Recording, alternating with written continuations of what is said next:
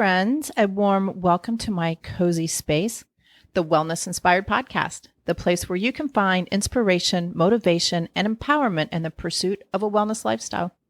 And I am so glad you're here. I'm your host, Sherry Davidson, and as always, I'm here with my co-host, Finn. If you're new to the podcast, Finn is my terrier mix rescue dog and very loyal companion. Finn and I both made it back from our adventures. Finn was at my parents' running free and enjoying long summer days outside. And I just got back from the Faroe Islands last week. I was on a running adventure called the Atjahn Wild Islands Trail Festival. And in the next episode, I will share stories of this magical place and one of the most beautiful trail runs I have ever been on. The experience was transformational. I feel grounded, refreshed, recharged. I came back a better person. But until then, let's jump into this episode.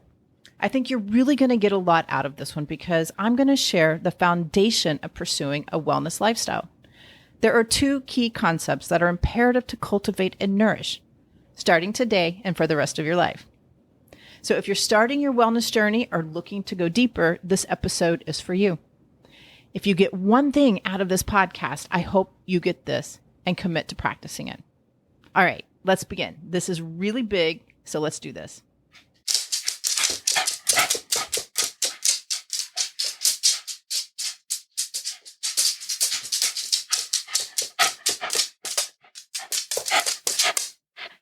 The Art of Self-Preservation, Episode 5, I talked about the importance of self-preservation or self-care. I suggest it's a way of life, a lifestyle you design to achieve your highest potential for well-being. Self-preservation is a skill you cultivate and master over time. No matter your current state of health, you can begin to appreciate yourself as a growing and changing person. You can change in healthy, positive ways to live a more vital, fulfilling life. So if you want to know more about the art of self-preservation, I encourage you to go back and listen to the episode. I'll put the link in the show notes so you can just click and go. In this episode, I want to dive in a little deeper and talk about two key concepts that are foundational to self-preservation. It is the first step and what you need in order to support yourself in your wellness journey. The two key concepts are self-responsibility and love. And I want to start by asking some questions. Do you believe the responsibility for your health lies within you rather than others? Do you actively participate in your medical treatment, or are you a passive recipient? Do you experience loving relationships with others? Do you forgive yourself for your imperfections? Or do you beat yourself up for not being perfect? Do you respond to life's challenges as opportunities? Or do you respond to life's challenges as problems? Do you listen to yourself, your heart, and your body? Do you check in with your body and listen for any signals it needs attention? Do you believe you're unique? Do you participate in your community and contribute to worthy causes? And last, do you believe you're the expert of your own life? There are no right or wrong answers here. The goal is to engage you and establish an awareness of your relationship with self-responsibility and love. Before we take a deeper dive, I want to take a few steps back and define wellness to set the context. According to the Global Wellness Institute, wellness is the active pursuit of activities, choices, and lifestyles that lead to a state of holistic health. Side note here, it's worth mentioning that there is a much needed transformation happening with the term wellness. Wellness has been and is mostly associated with beauty products, supplements, boutique gyms, massages, spa experiences, and the latest diets and apps. And that's all changing. Rena Raphael, a journalist and author of The Gospel of Wellness, I haven't read the book yet because it comes out this month, September, but I'm super excited to read that. But she says wellness took off because it was treated like a fashion. And I think when you look at the wellness industry, you can definitely see how wellness is treated like fashion. Grab a Vogue magazine and see the current wellness trends for the month. And this is not a bad thing. I'm not against it, but some work needs to be done. Wellness needs to be refined and redefined. As an acupuncturist and wellness coach, I am happy to announce the real wellness movement is moving in, and it goes deeper than fashion and trends. Although beauty products, supplements, spa experiences, and the latest and greatest diets, exercises, and apps are part of it, real wellness is much bigger. Wellness is a way of life. Wellness is a mindset. Wellness is a process. Wellness is every part of your life working together harmoniously for health and vitality in the beautiful messiness of life. I don't want to spend too much time here, but I did want to mention it. I will dedicate a full episode to the topic soon after I read the book, The Gospel of Wellness. I have it on the schedule for 2023. I'm a big supporter and believer in real wellness movement, and I will do everything here and in my practice to promote and grow it. All right, let's jump back on track. Wellness is the active pursuit of activities, choices, and lifestyles that lead to a state of holistic health. The two key concepts, self-responsibility and love, are the foundation of pursuing activities, choices, and lifestyles that lead to a state of holistic health. When your foundation is strong, freedom and flexibility are natural states of being. And this allows you to balance all aspects of your life, all the good, all the contradictions, all the gray areas, illnesses, tragedies, failures, misfortunes, etc. I think you get the idea. Freedom and flexibility help you balance life to reach your desired outcome. And all the goodness and messiness life has to offer, you can still live a healthy and vital life.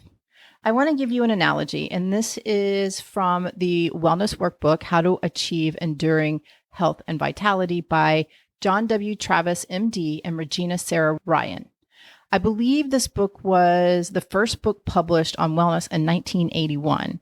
And again, if I'm not mistaken, John W. Travis is the grandfather of wellness because of this book. He has a bridge analogy in the book, and I want to share that with you. So I'm going to read it. Wellness is like a bridge supported by two piers. Each pier is crucial to the bridge's integrity. Just as the two principles of self-responsibility and love are fundamental to the process of wellness. In each case, the piers support a connection between two distal points, allowing for movement back and forth. This freedom to move between different places or attitudes, rather than a rigid attachment to any particular one, is the hallmark of wellness. Self-responsibility and love establish a life context in which freedom and flexibility are naturally occurring states of being. They are the primary expressions of life energy. Self-responsibility and love together form the foundation of wellness and encourage the free flow of all other types of energy. If either principle, pier, is weakened, living harmoniously or traversing the bridge becomes more difficult. When both are strong, energy dances back and forth and crossing is easy. I really like the bridge analogy because it gives a great visual. You really get the idea of how foundational these two concepts are in your pursuit of wellness. At first glance, a bridge looks static and inflexible. Visually makes sense to be sturdy enough to cross, right? We want it to look strong. But in reality, this is not true. A bridge is engineered and constructed to move, sway, and adjust to the environment.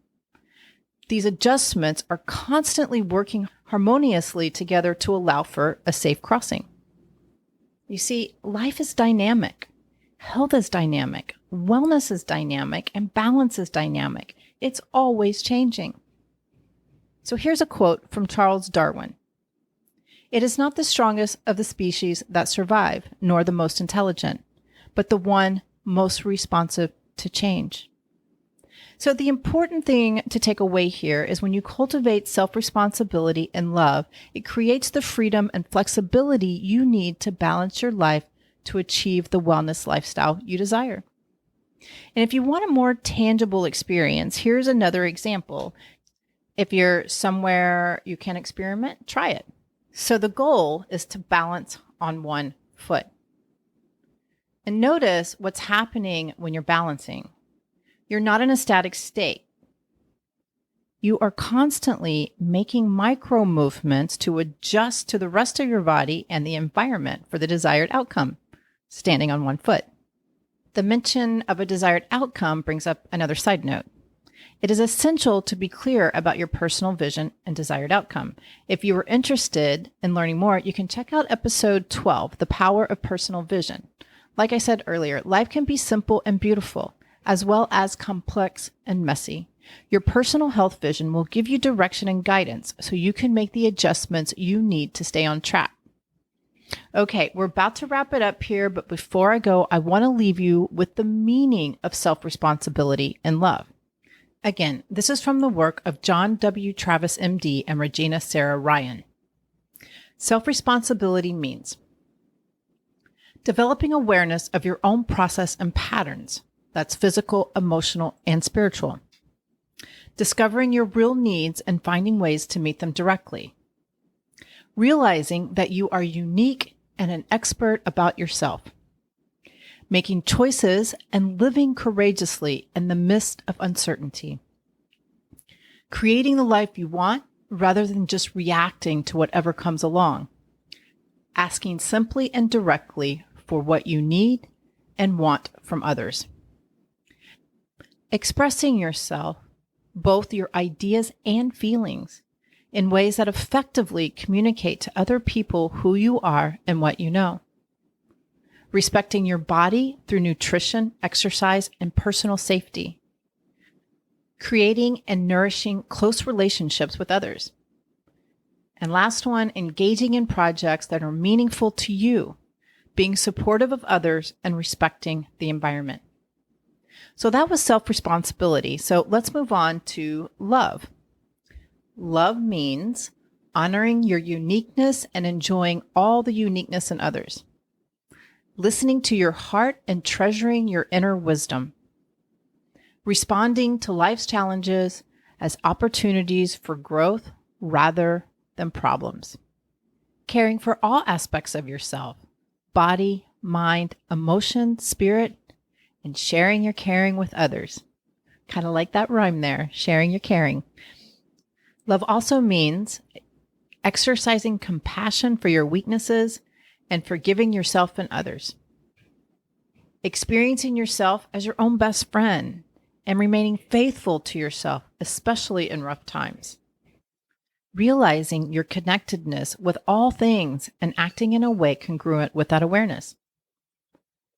Love is being truthful with yourself and others. And last, love is celebrating the irrepressible process of life. What do you think? It gives most of us a lot to think about and process. Unfortunately, our culture does not support this way of life. But I guarantee you, if you spend the time to understand what these concepts mean to you and how to cultivate more self-responsibility and love in your life, you will see significant progress and change in yourself and the world around you. I'll admit, it takes work, a lot of work. It is a lifelong commitment, but I promise it is well worth the effort. Are you ready to commit?